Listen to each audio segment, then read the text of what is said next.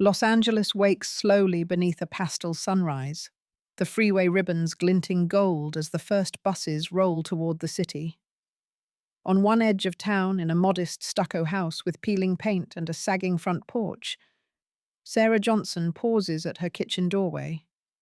She tucks a stray grey lock behind her ear, breath catching as she glances at the faded photograph taped to the wall, a tiny infant cradled in her arms, its features dimmed by time, its eyes forever hopeful. 20 years ago, she left that child in a public hospital, convinced she had no choice. But the memory still tightens her chest like a fist. Across town in Beverly Hills, a different story unfolds. Ethan Hayes stands before an expansive floor-to-ceiling window in his penthouse office overlooking palm-lined streets and terraced gardens. At 35, he has built an empire of luxury hotels and fine dining venues, the result of years spent learning how to balance risk and reward. Today, he listens to the hum of traffic far below, as if it were applause proof that his decisions carry weight.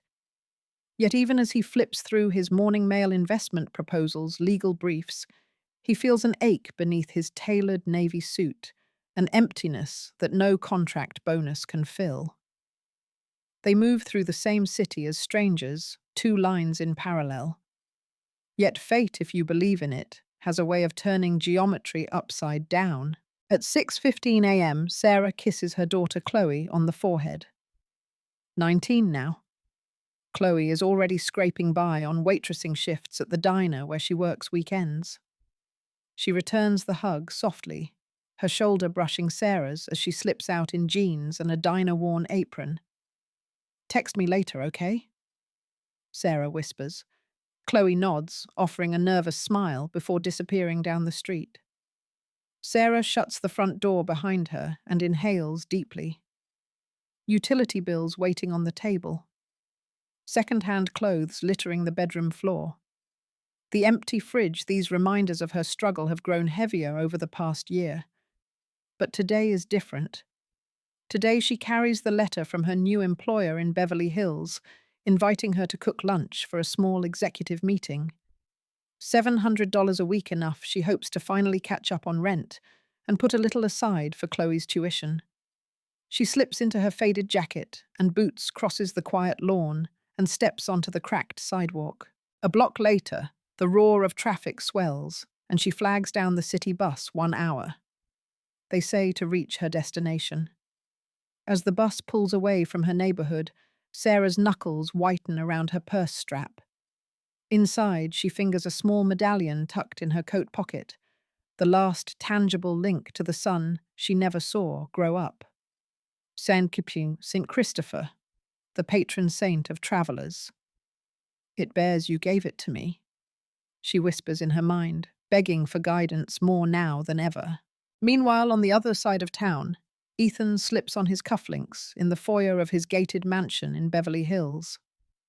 A classic family heirloom, they say, one generation of his adoptive family passing on fortune and influence to the next.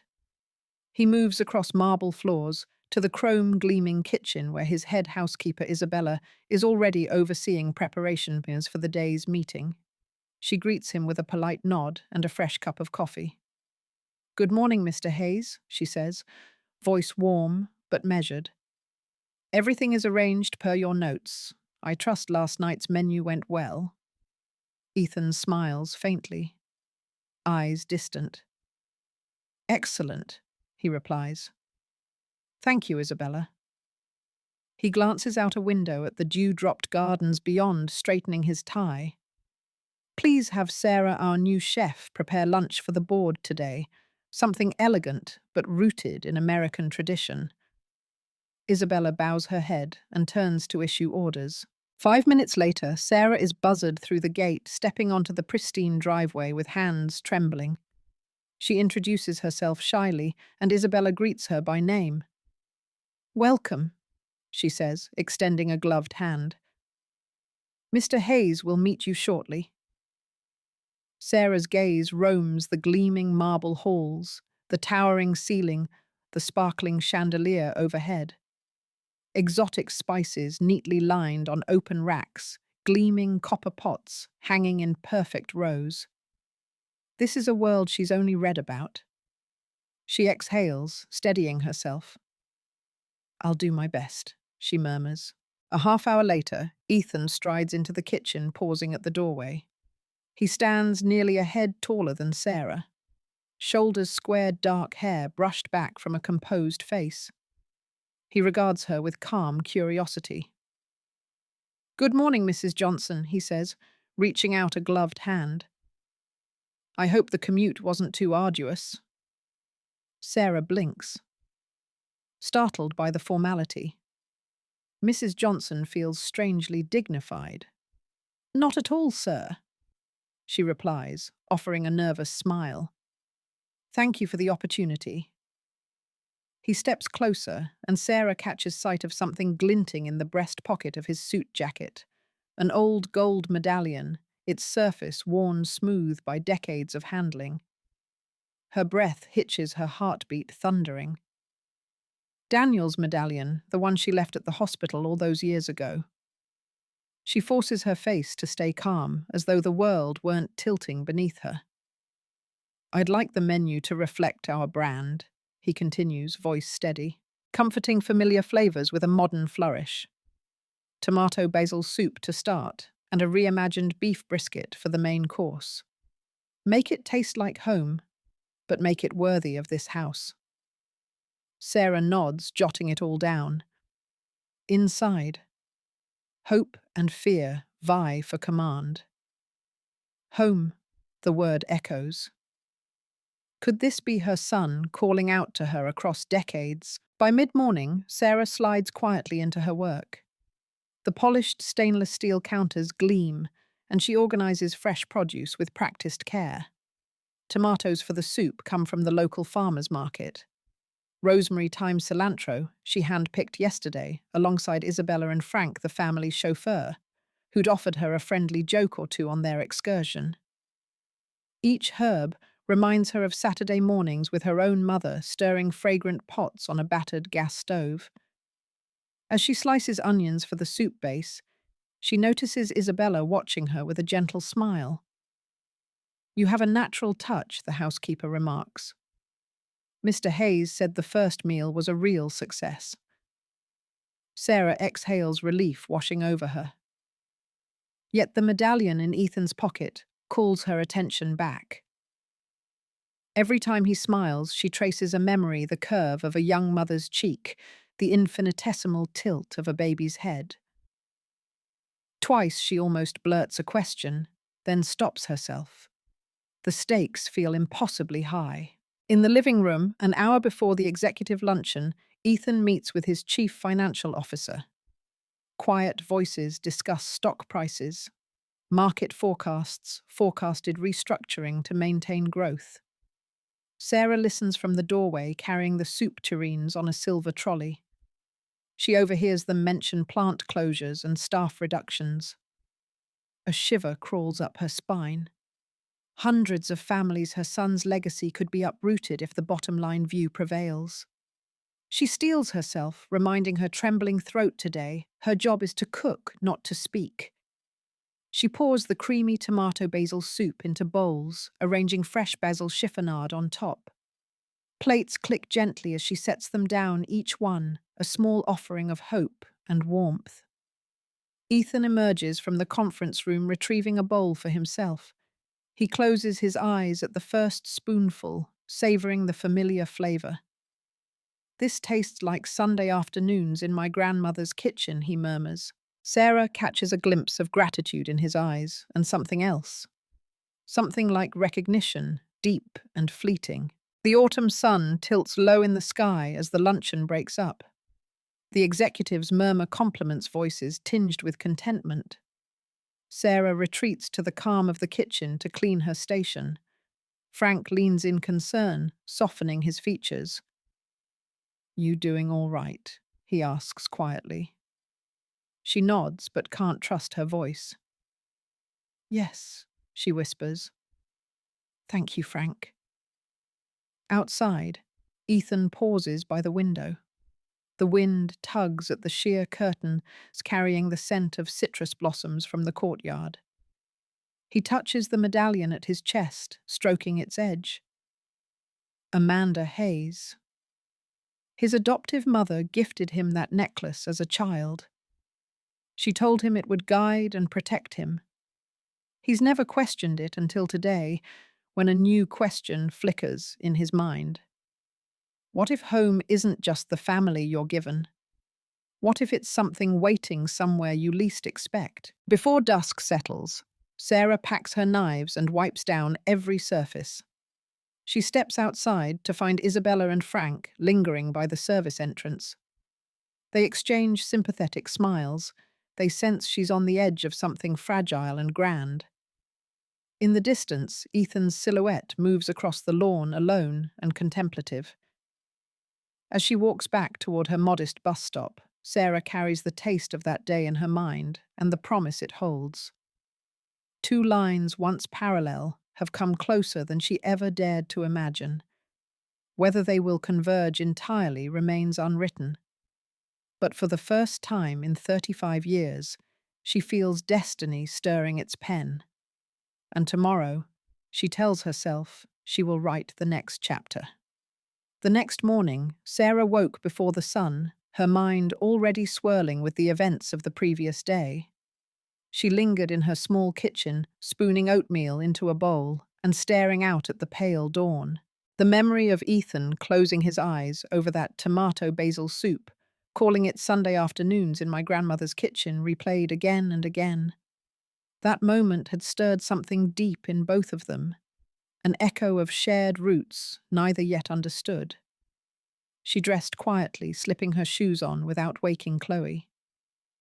Outside, the air was faintly chilly, the kind of morning that promises a crisp day. At the bus stop, she found Isabella and Frank already waiting. Isabella offered a sympathetic smile. "Big day today," she said softly. Frank gave her a thumbs up. "Don't let the mansion intimidate you. You belong there as much as anyone."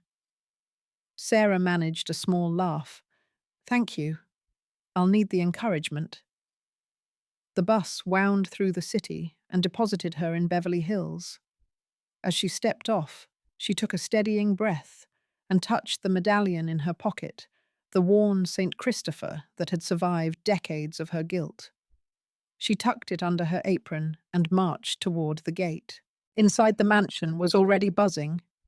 Lawyers, executives, and financiers drifted through the hallways, clutching briefcases and murmuring urgent business. Today was the deadline to decide whether to merge with the overseas conglomerate.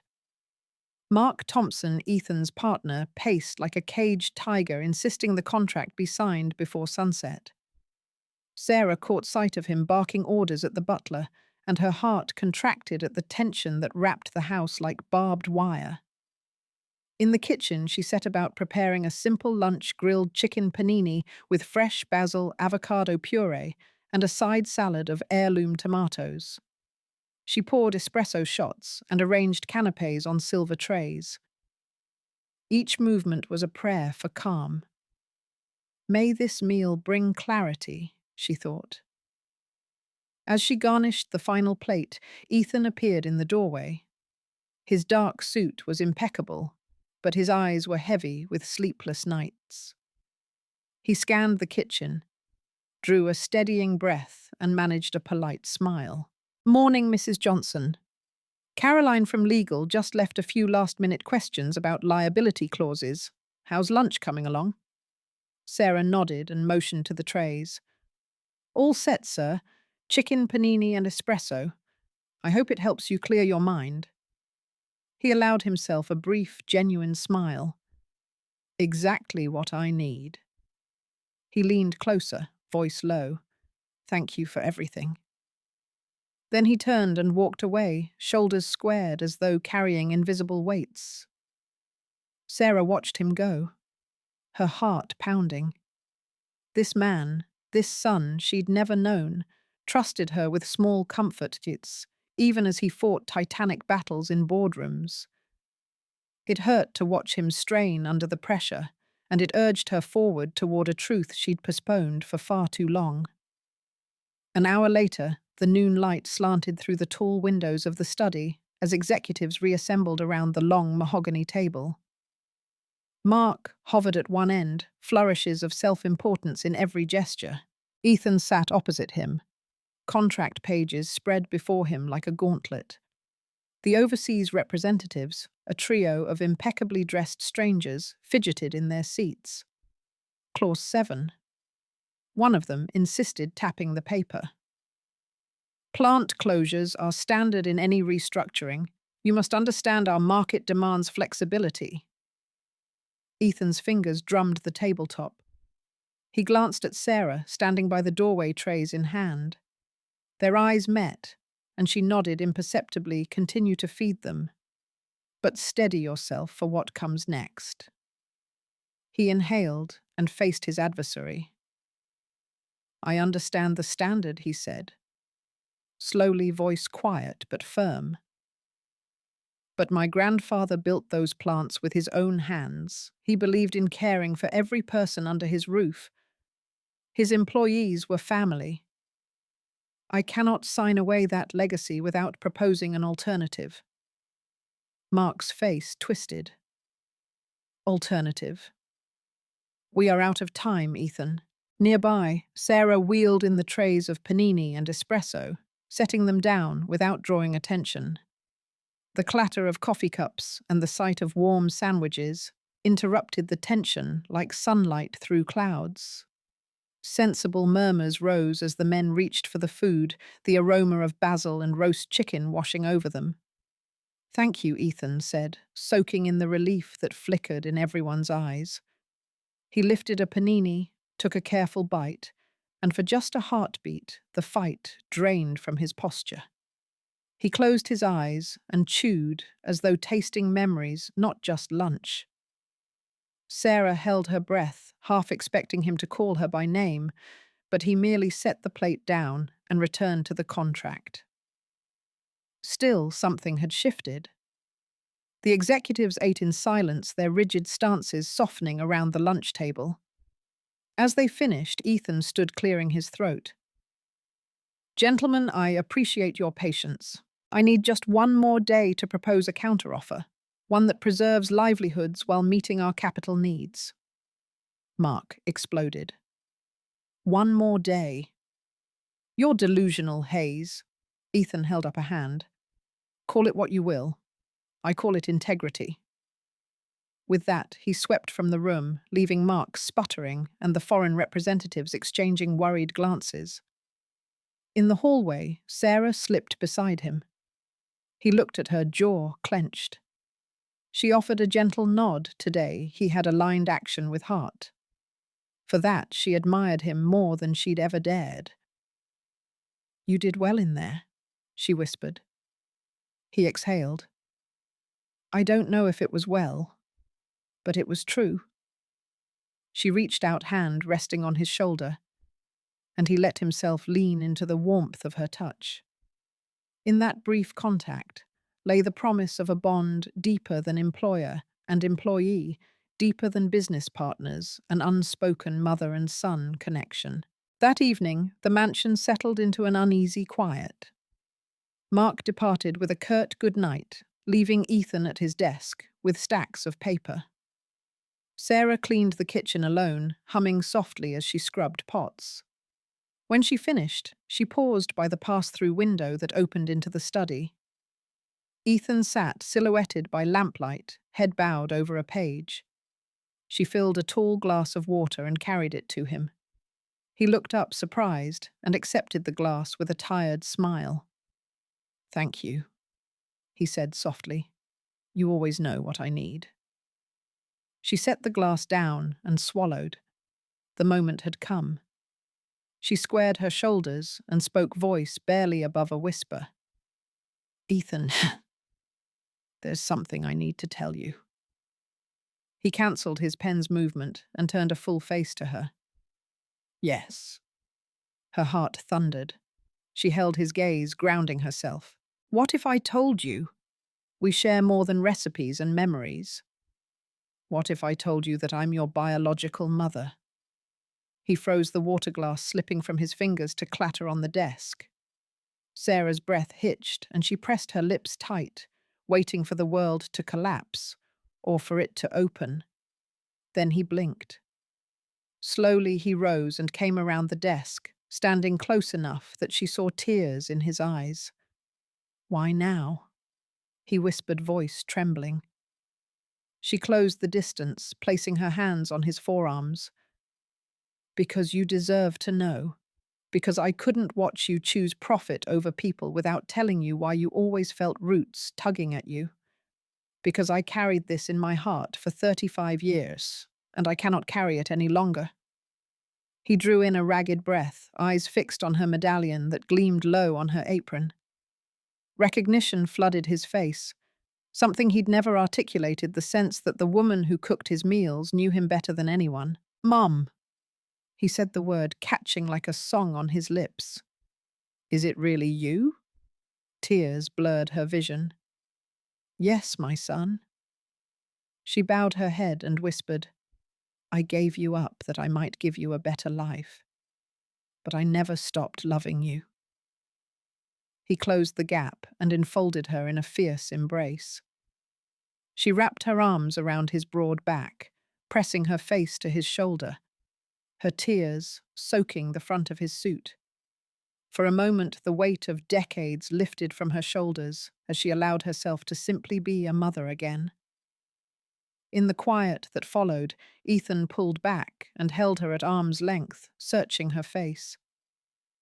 "I hated her," he said softly. "My mother, for not coming back." She nodded, voice trembling. "I know. And I spent every day hating circumstances I couldn't change. But I'm here now if you'll let me." He nodded, eyes shining with tears and relief.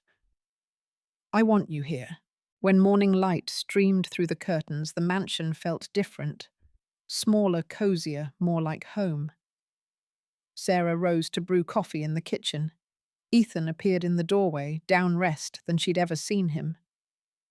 "Good morning, Mum," he said, handing her a mug he'd poured himself. She blinked, smiling through tears. "Good morning, son." They clinked mugs, and for the first time in 35 years, they tasted their shared future together. The next morning, the kitchen felt brighter than ever. Early sunlight slipped through the blinds in soft, golden slats, illuminating the steam rising from Sarah's freshly brewed coffee. She moved quietly, padding across the tiled floor to pour herself a mug, careful not to wake Chloe, who was still sleeping upstairs. For once, the house felt like her own again. No more secrets rattling in the walls. Ethan appeared in the doorway, barefoot, and in a worn sweater, his hair mussed from sleep. He carried a second mug of coffee and set it beside hers on the marble counter. "Thought you might like a refill," he offered, voice gentle in the hush. Sarah looked up and smiled, warmth blooming in her chest. "Thank you, honey." Ethan winced at the oddity of that word, then caught himself with a small laugh. "Mom," he corrected, stepping closer. "Morning." "Morning, son." She handed him a mug. They clinked them together lightly, pausing to savor the quiet camaraderie. A moment later, Chloe descended the staircase in plaid pajamas, rubbing sleep from her eyes. She stopped at the kitchen entrance, taking in her mother and brother standing side by side. "Wow," Chloe said, blinking. "This is unexpected." Ethan grinned sheepishly. "Good morning, Chloe." Chloe hesitated, then crossed the room and hugged Sarah, her cheek brushing against Sarah's apron. "I missed you, Mum." "And I missed you," Sarah whispered. She turned to Ethan. "Chloe's been asking to meet you." Ethan set down his mug and opened his arms.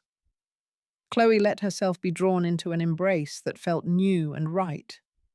He lifted her off her feet, spinning her once before setting her down. Chloe laughed, the sound light and bright.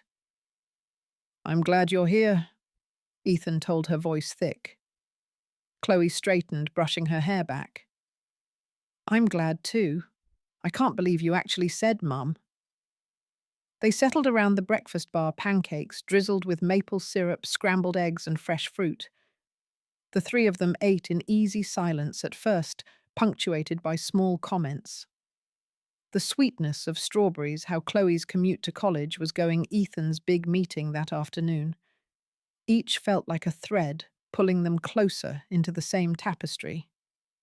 After breakfast, Isabella brought a platter of scones and tea to the living room where local community bankers and a small group of potential investors had gathered. Today's purpose to pitch Ethan's new plan, one that would replace the aborted overseas merger with a consortium of regional partners committed to keeping local plants open and supporting jobs. Sarah and Chloe followed Ethan into the sunlit drawing room.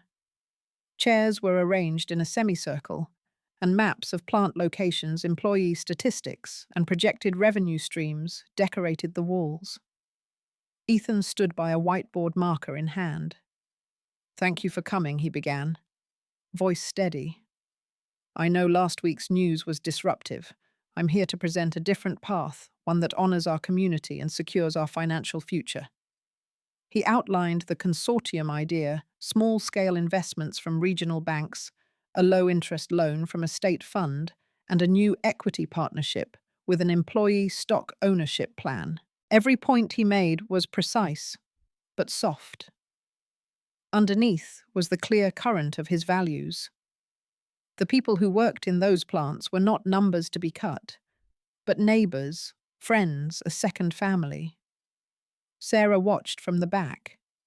Each time Ethan paused, searching for the right word, he flicked a glance at her, finding courage in her presence. Chloe sat beside a banker who nodded approvingly as Ethan described how 75% of the company's shares could be offered to employees over 5 years, aligning everyone's interests. Questions Ethan invited when he finished. A silent moment, then Mrs. Patel, the head of the local credit union, raised her hand.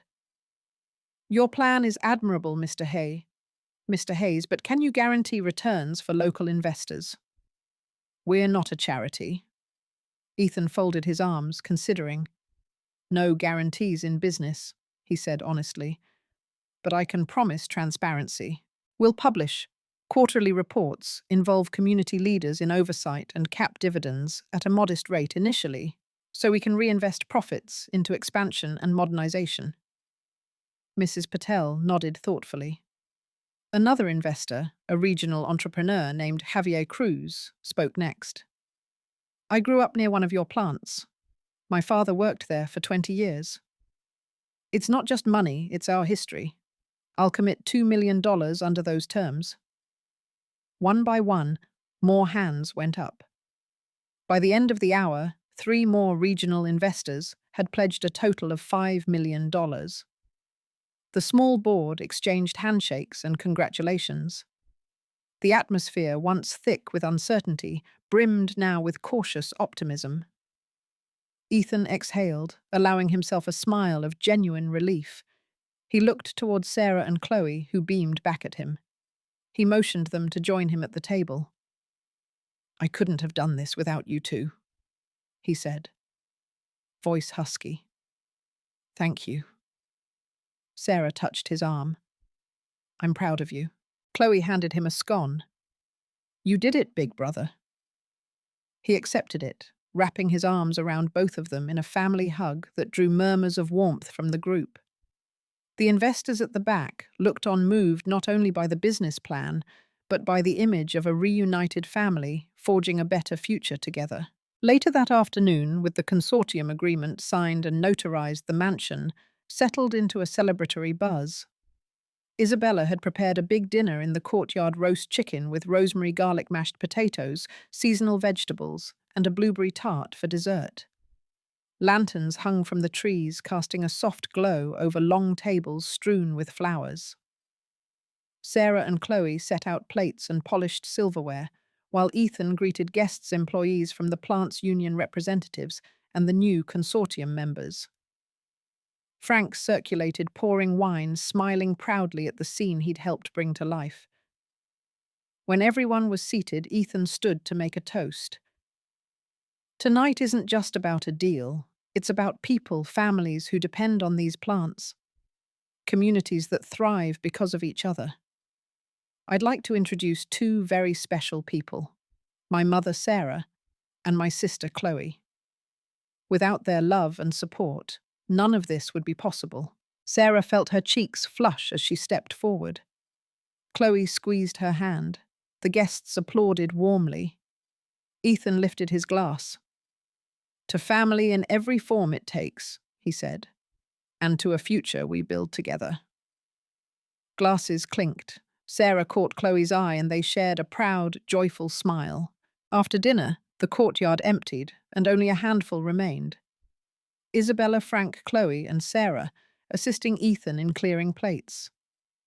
When the last dish was washed, they gathered by the fountain in the garden. Soft music drifted from the open windows of the living room. Ethan leaned against the stone edge, looking at Sarah and Chloe. "I want you both to move in," he said quietly. "This place, our place, shouldn't feel like an employer's home. I want it to be ours." Chloe's hand flew to her mouth in astonishment. Sarah's eyes brimmed with tears. "You'd have us?" Sarah asked softly. "With all my heart," Ethan replied. "We're family now." Sarah closed the distance and hugged him. Then Chloe joined in. Under the moonlight, the three of them held each other, a perfect circle of new beginnings. The next morning, Sarah woke to the sound of laughter drifting down the hall. She dressed quickly and followed the noise to the great room, where Ethan and Chloe were sprawled on the floor, thumbing through old photo albums. Black and white images of a baby Ethan in his adoptive parents' arms. Childhood vacations graduation day. Each snapshot a piece of his history that Sarah had only glimpsed moments ago. "Pass it here," Chloe called, offering Sarah an album. "Look at this one, Dad, teaching him how to ride a bike." Sarah smiled, settling beside them. "I wish I'd been there." "You're here now," Ethan said, flipping to a photo of him at college. "This is where our story really begins." They turned the pages together, pausing to laugh at Ethan's awkward bangs and Chloe's teenaged rebellion phases. At one point, Sarah pointed to a photo of baby Ethan clutching a teddy bear, and that she said, "Voice trembling is the moment I knew I would never stop loving you." Chloe reached for Sarah's hand. Ethan leaned in to kiss Sarah's cheek. "Thank you for finding me," he whispered.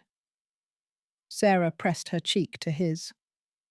"Thank you for letting me." Months later, the newly protected plants were humming at full capacity.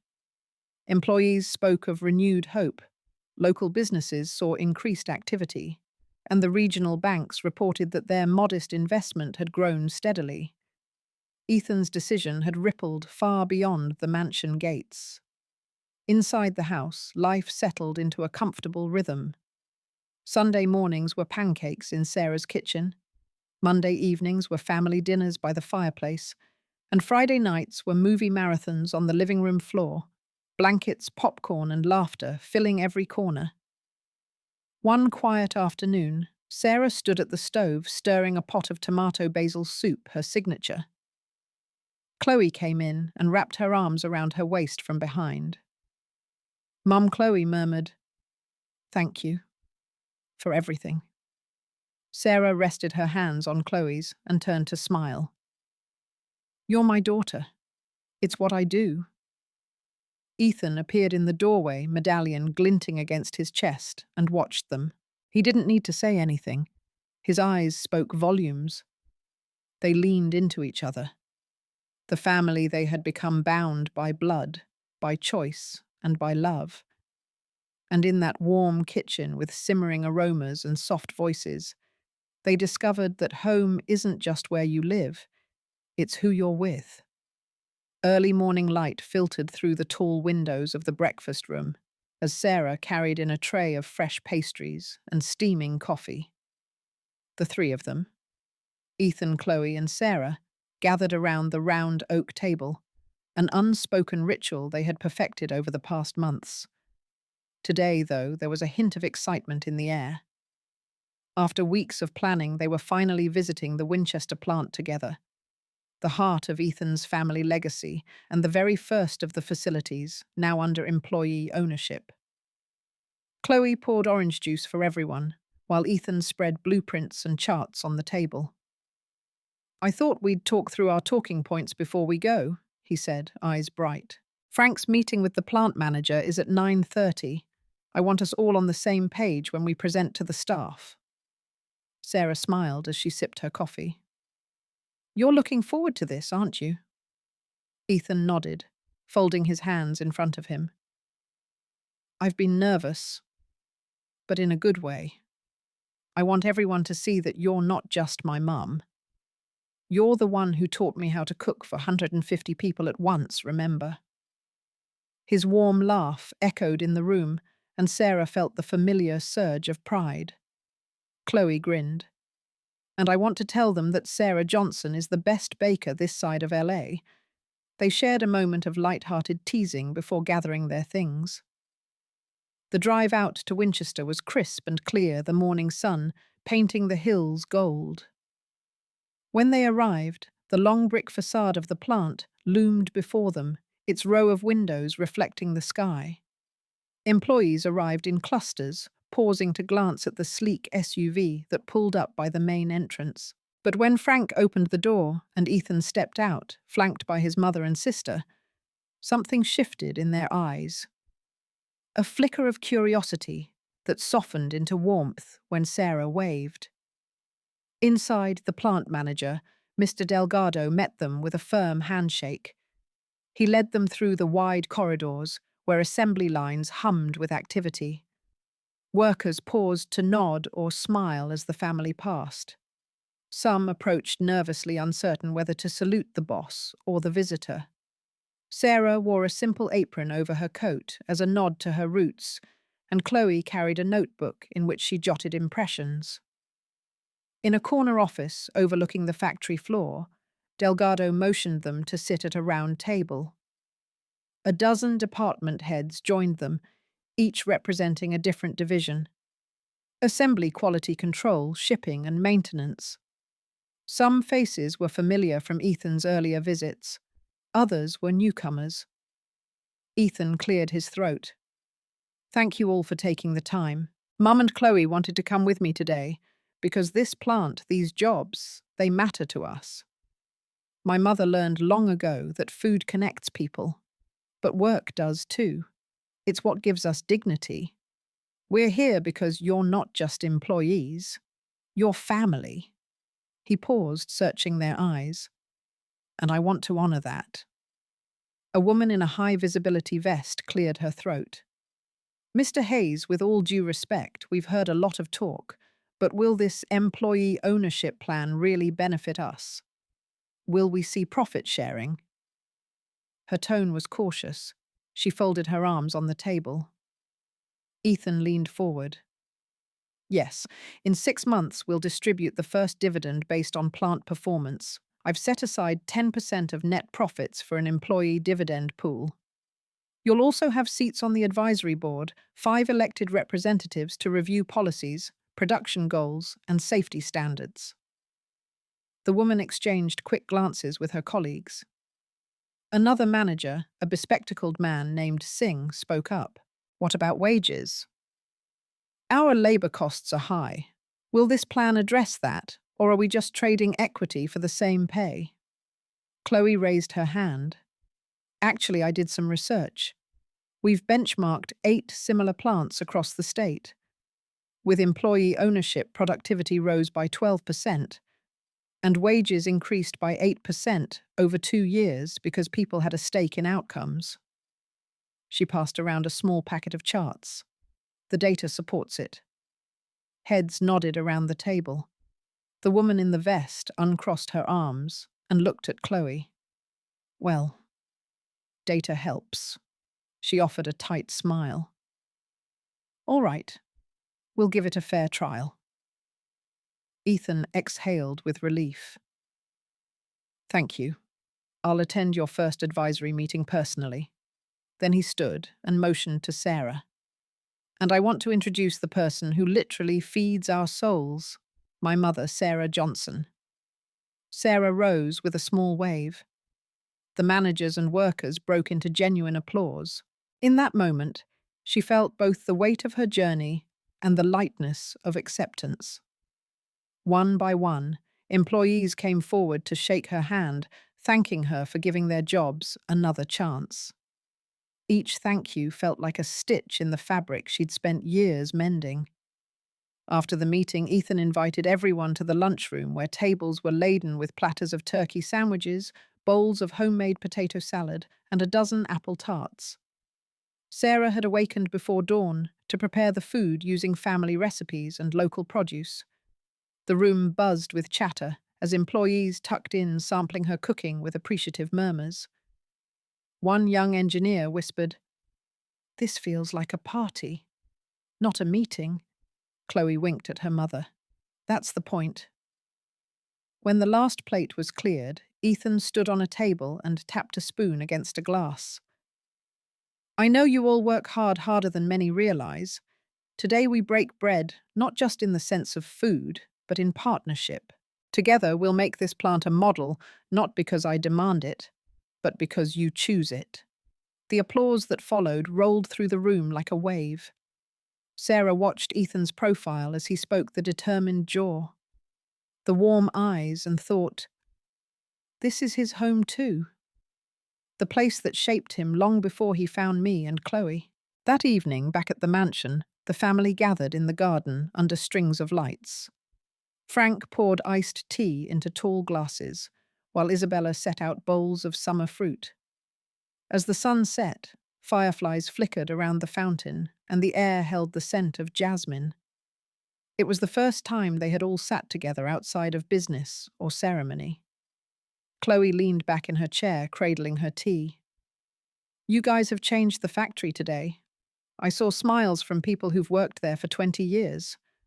I've never seen them so hopeful." Ethan reached across to squeeze her hand. "That's because they're in charge now. They own it." Sarah raised her glass. "To shared success." They clinked glasses. The moment was peaceful. The challenges of the day momentarily forgotten. Later, as darkness deepened, they wandered into the study for a quieter gathering. Ethan found a framed copy of the original adoption record Sarah had turned over to him weeks ago. He placed it gently on his desk. "Mom, would you mind reading this again?" he asked. Sarah took the paper. Her fingers trembling slightly, she cleared her throat and read in her soft voice. On May 12, 1989, at Central County Hospital, the birth mother, Sarah Johnson, voluntarily placed her male child for adoption to ensure his well-being and future prosperity under the Hayes family's care. She paused, swallowing back emotion. "Those words were my only promise to you back then. I hoped you'd be loved even if it wasn't by me." Ethan stepped around, enveloping her in a hug. "You kept your promise, and now we'll make new promises together." In the weeks that followed, life settled into a comfortable rhythm. Mornings began with family breakfasts, midday brought plants. Visits or board meetings, and evenings were reserved for casual dinners. Sarah opened a small catering business adjacent to the mansion grounds, employing some of the plant workers who wanted extra hours and putting those same recipes to new use. Chloe organized cooking classes for local teenagers, teaching them simple recipes and sharing stories of her mother's determination. On a crisp autumn Saturday, the family held an open house at Winchester. Neighbors, friends, and local press mingled in the courtyard as Sarah set up a long table of free samples, pumpkin bread, roasted vegetable tartlets, and her famous tomato basil soup. Ethan mingled with dignitaries, Chloe guided schoolchildren through a mini cooking demonstration, and Isabella and Frank answered tour questions with pride glinting in their eyes. When the ribbon was cut on the newly refurbished community room, funded in part by the consortium, the mayor stepped up to the podium. This plant is not just an economic engine, she declared. It is a beacon of what family, community, and responsible leadership can achieve together. Her words hung in the air as cameras flashed. Sarah watched Ethan and Chloe standing side by side, their faces lit by late afternoon sun.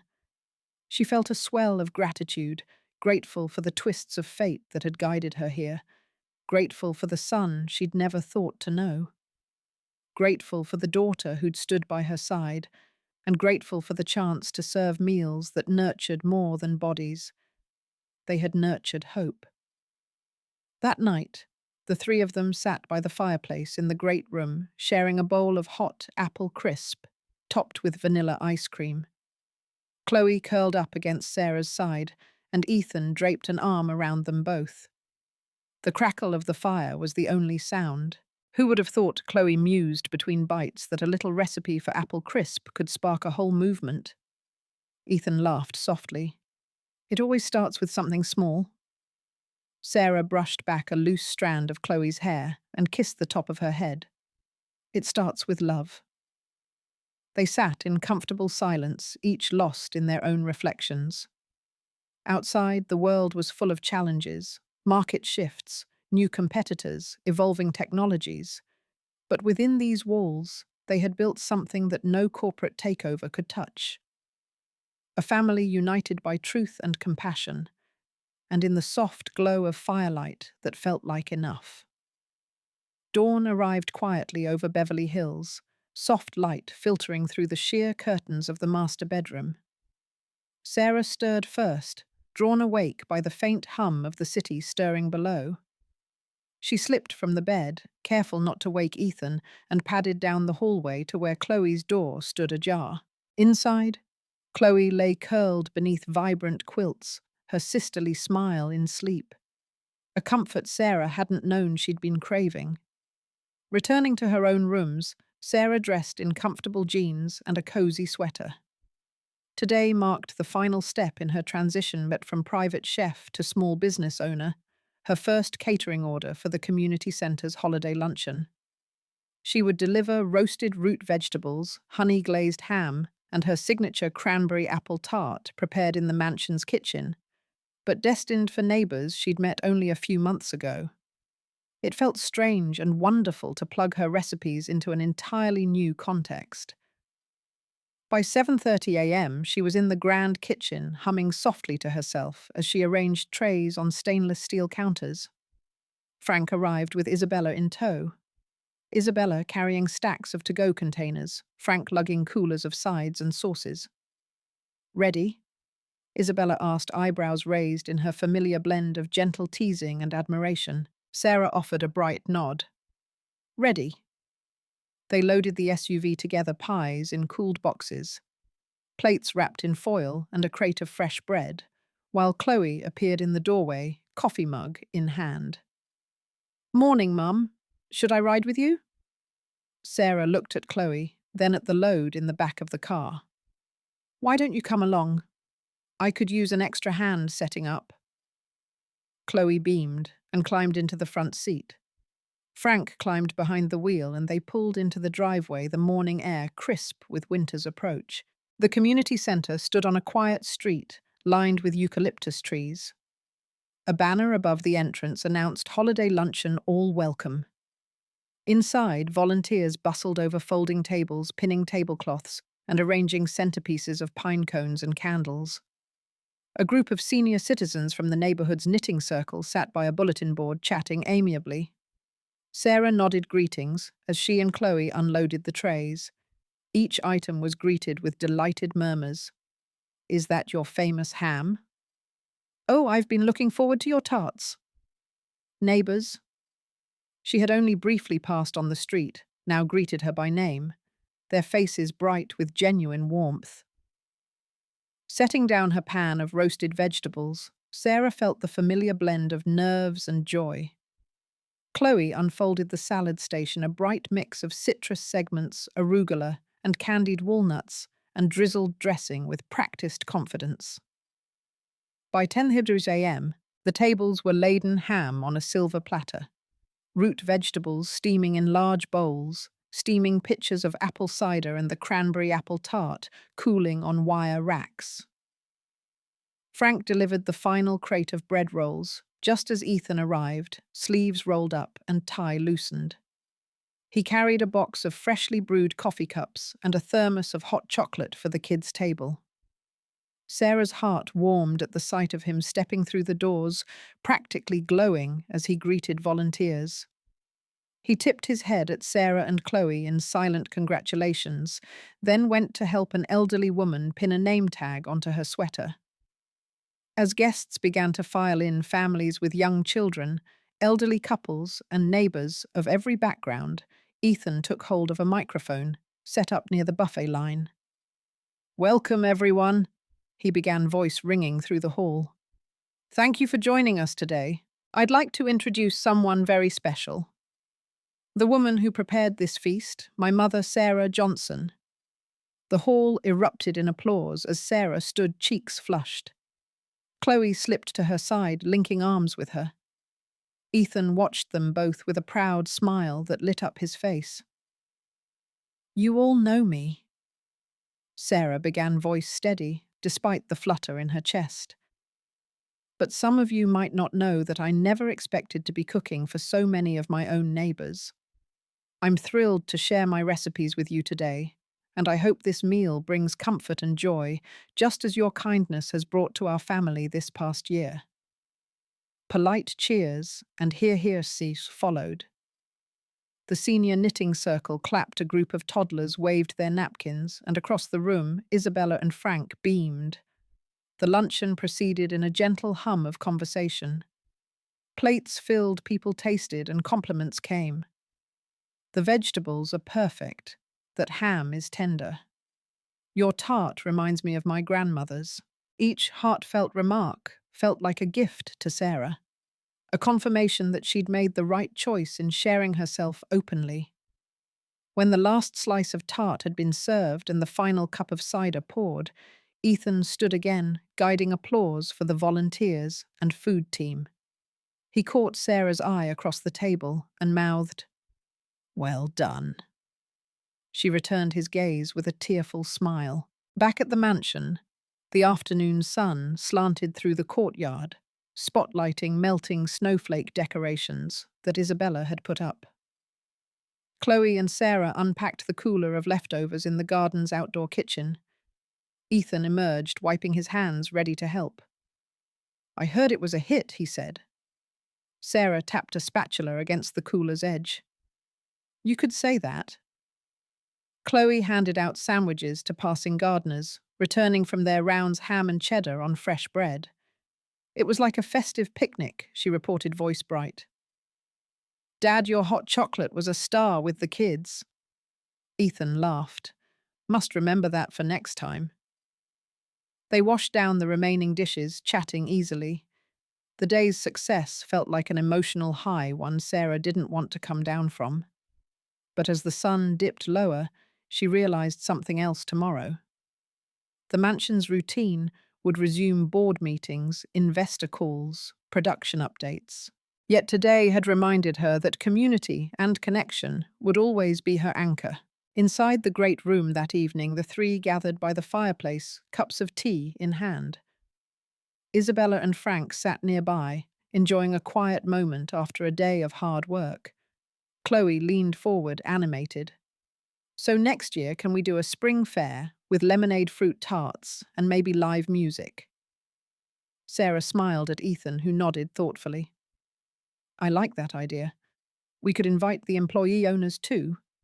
Celebrate our consortium's anniversary." Frank straightened, raising his glass. "To new traditions." Isabella chimed in. "And to the woman who brought us all together, one dish at a time." Sarah felt warmth flood her chest. She raised her own cup. "To family in all its forms." They all joined in the toast, their glasses clinking softly in the firelight. That night, after the warmth of the fire had lulled the household into a calm hush, Sarah lingered in the study. She found the leather-bound recipe book she'd begun months ago, filling its pages with notes, sketches, and reflections on each dish. She'd served from corporate luncheons to community feasts. She traced her finger over a fresh entry titled Cranberry Apple Tart Holiday Edition, pausing to remember the laughter in the hall and the sparkle in the neighbours' eyes. A soft knock brought Ethan to the door. He entered, closing it quietly behind him.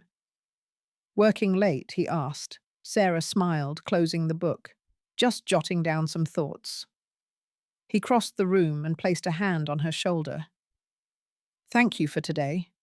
You made this house more than a home." His voice held both gratitude and wonder.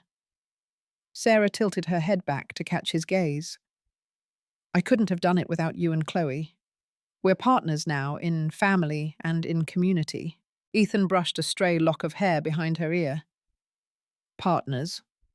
He paused, then smiled. "You know, Mum, I used to think success meant big business deals and impressive numbers. But today I saw something better: success measured in smiles, in full bellies, in neighbours sharing a table." Sarah's eyes glistened. "That's worth more than any contract."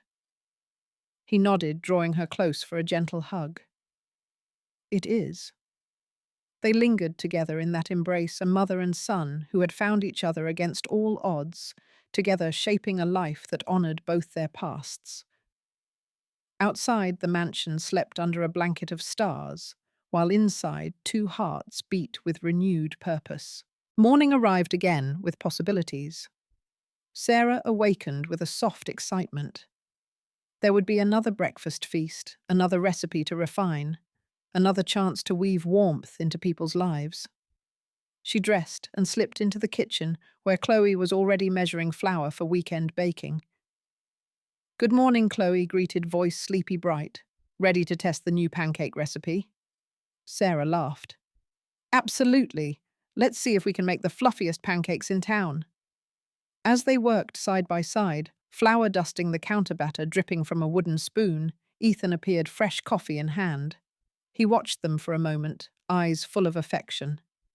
"Smells amazing," he said. Chloe shot a triumphant grin. "Just wait."